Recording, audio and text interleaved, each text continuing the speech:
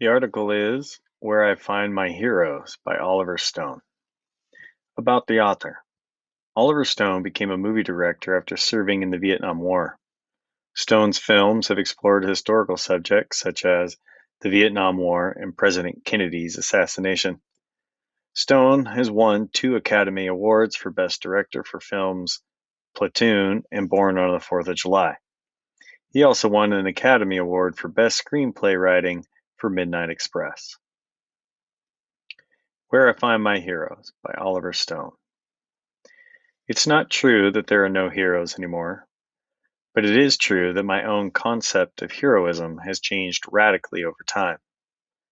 When I was young and I read the Random House biographies, my heroes were always people like George Washington, General Custer, and Abraham Lincoln, and Teddy Roosevelt. Men, generally, and doers. Women, with the exception of Clara Barton, Florence Nightingale, and Joan of Arc, got the short shrift. Most history was oriented towards male heroes. But as I have gotten older, and since I've been to war, I've been forced to re-examine the nature of life and of heroism. What is true? Where are the myths? The simple acts of heroism are often overlooked. That's very clear to me, not only in war, but in peace. I'm not debunking all of history. Crossing the Delaware was a magnificent action. But I'm saying that I think the meaning of heroism has a lot to do with evolving into a higher human being. I came into contact with it when I worked for Ron Kovic, the paraplegic Vietnam vet Born on the 4th of July. I was impressed by his life change from a patriotic and strong-willed athlete to someone who had to deal with the total surrender of his body, who grew into a non-violent and peaceful advocate of change in the Martin Luther King Jr. and Gandhi tradition. So heroism is tied to an evolution of consciousness.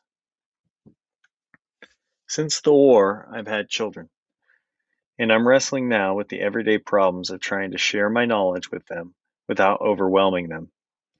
It's difficult to be a father, to be a mother, and I think that to be a kind and loving parent is an act of heroism. So there you go. Heroes are everyday people, common people. Most of what they do goes unheralded, unappreciated, and that, ironically, is heroism, not to be recognized.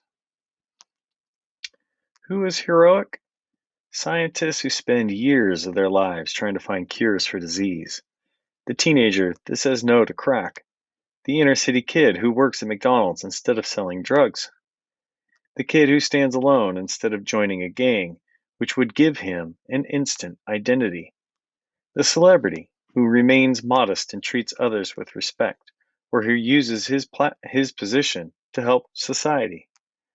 The student who defers the immediate pleasure of making money and finishes college or high school. People who take risks despite fears.